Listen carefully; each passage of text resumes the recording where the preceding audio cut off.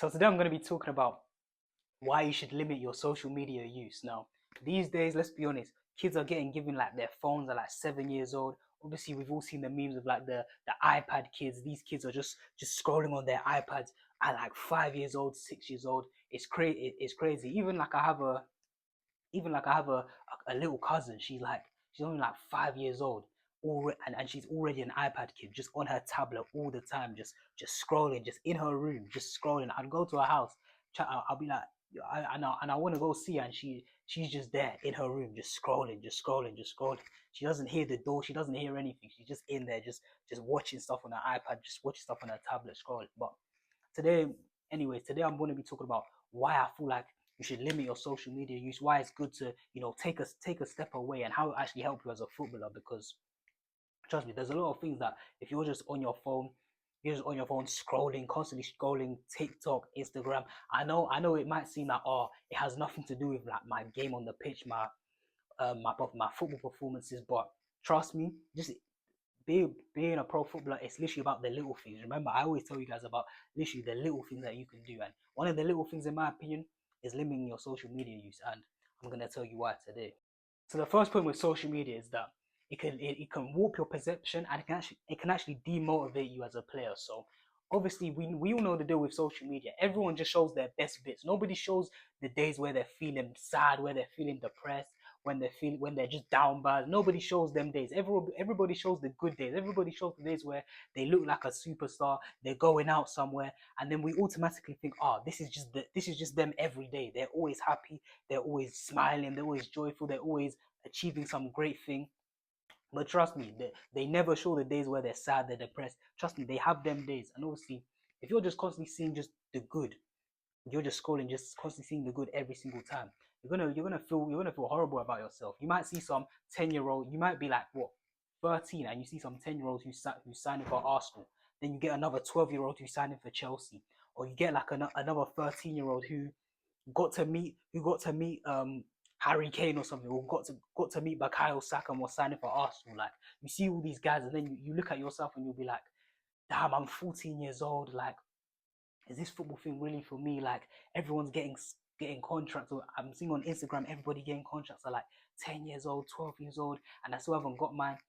But the thing is, it's normal to feel like that, but the thing is that everyone's journey is different. You understand? And like I said, people only show the good bits on social media, so it might just warp your perception about you know what what success looks like. Everybody thinks because obviously, especially with the rise of like the young ballers like Lamine Yamal, Pedri, Gavi, everybody I think now has this perception of like, okay, cool, you need to be by 16, you have to be in the first team, or by 17, 18 by the first team. If you're not a professional footballer by 18, you're done. Like, everybody has that perception, and obviously that's not the case. You can go look at so many other players who are playing in League One at like 23, 24, playing non-league, and then obviously now they're at the highest level. Now they're in the Prem. You look at a guy like Ollie Watkins, scored the goal against the Netherlands. That guy was playing for Brentford. That guy was playing for, I can't remember the team before Brentford, but he was never like the star boy, the golden boy. You know what I'm saying? He had to work his way up. A guy like Jared Bowen as well.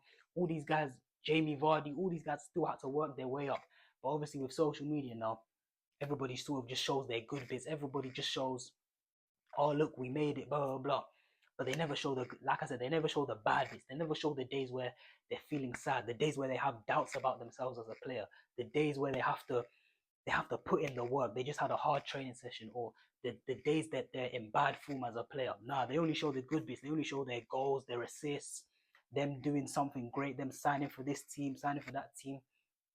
So in my opinion, that's why you should limit social media and just go outside and actually just look, look around you and be like, okay, cool. How many people are actually doing what they portray on social media? How many people are actually like living it? They keep saying that, oh yeah, they're working hard, they're doing this, they're doing that, but you see them in real life and you're like, nah, brother, that ain't you, that ain't you. You know what I'm saying? So that's the first point in my opinion, is that if you're on social media too much, you kind of get warped into that perception, and if you don't, and what's it called? You go out into the real world having some, like I said, just misconceptions about the world, about what you should do as a footballer. Obviously, there's a lot of nonsense on football as well, but on social media, about you should train like this, you should do that. Everybody's contradicting everybody, so it's like, in my opinion, you should take a step back and also find maybe like 3, 4, maybe 5 guys that you can follow that you feel like their advice sort of works for you. So obviously there might be like five football YouTubers, let's say for you, because obviously you want to be a pro footballer. Maybe you select three football YouTubers who you think, okay, cool, these are my guys. These are the guys who will follow. These are the guys who have credibility. These are the guys who feel like that they're talking sense, that their advice actually works.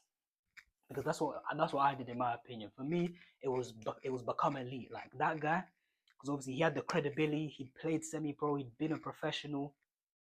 He'd done all these things, and obviously the advice that he actually gave, like I said, it worked. And you actually saw him putting in the grind every single day. You saw him at the training pitch. You saw him when he had good training sessions. And he'd say himself when he had bad training sessions. You'd see him through injuries. You see him come back from the injuries. Now obviously you've seen him have a baby and all these things. Like these are the guys in my opinion. Or it doesn't even have to be Become Elite. It could be anyone you want, but make sure you limit it to like 2 or 3 guys. You know what I'm saying?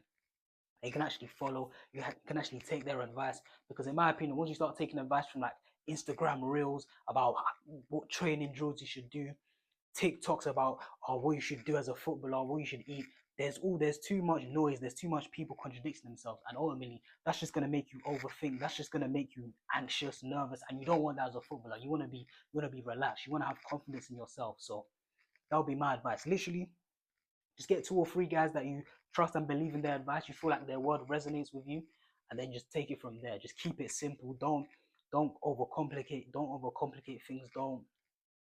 Don't see this thing contradicting another thing, and then feel like, oh, I have to do this. This guy says I should do sprints, and then but no, but then this guy says I should do long distance running. Nah, just take and then yeah, just take what you need, and then chuck all the rubbish out. In my opinion, that's what I did. So that's the first point. Social media sort of just warps your perception of reality basically, and it can demotivate you, because like I said, you see all these kids signing for Arsenal, signing for Charlton, signing for this team at 10 years old. Obviously, you see the young superstars like Yamal, young superstars like I already said, Kobe Main. You see all these guys breaking through. Whereas in my opinion, everyone's journey to the top is different, and you don't have to be like these guys. You don't have to be the same. Not everyone has to be the same. Your journey is your journey, in my opinion. So always remember that. And then the other main thing I want to talk about is your attention span. Now, I'm pretty sure everyone's heard this by now. Like, but in my opinion, when you're scrolling through like if you only watch Instagram reels, or you're only on TikTok and you're only watching 30-second clips, 60-second clips, you're basically training your brain to only have the ability to focus for like 30 to 60 seconds.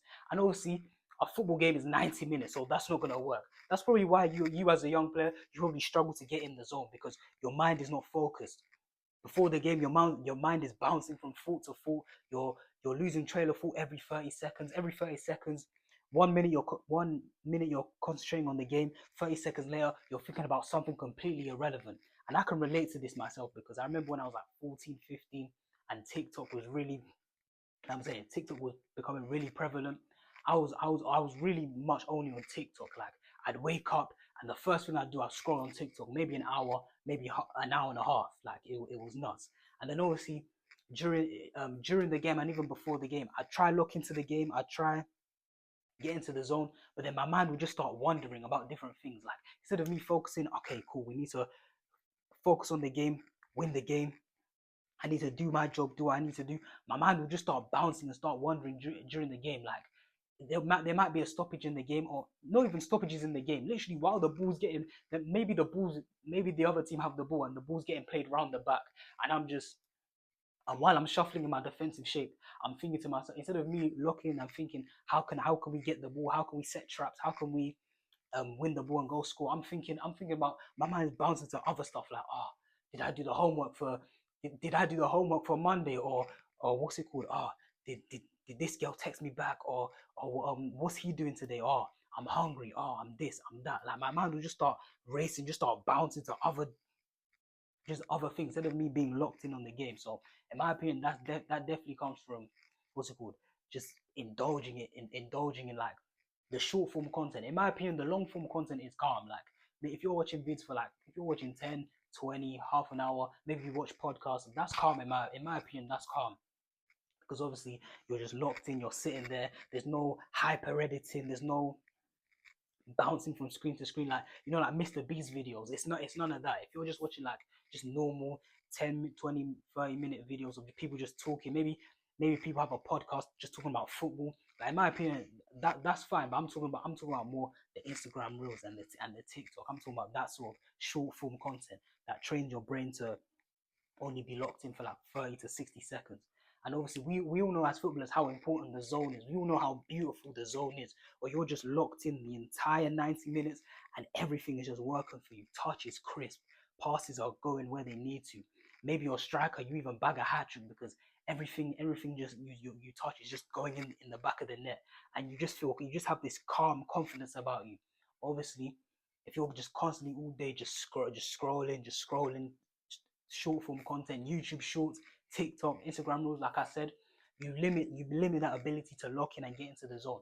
Maybe some people are so talented that they can get away with it, but the truth of the matter is that's probably not you. You're probably not the exception. You're probably just the rule. You're the average. And like I said at the start of the vid, if you want to get ahead of people, it's these little things that I tell you. It's these little things that I tell you about, like limiting your social media use. It might not seem to have an effect, but trust me, just try it. Just try avoid all the just get rid of TikTok in my opinion. For first of all, reduce the YouTube shorts, don't scroll on the Instagram reels, and just watch like 10, 20, 30-minute videos and then see how your performances go. Because I saw a difference in my opinion. As soon as I deleted TikTok, I found it so much easier to just lock in and get into the zone in game. Like I was actually just focused. Like no external thoughts were going in my head.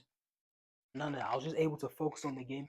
No anxiety, no stress, no worry, and just focus on just locking in and helping my team win the game. So that's all I got to say for this vid. I hope you enjoyed. I've been JT, and I'm out.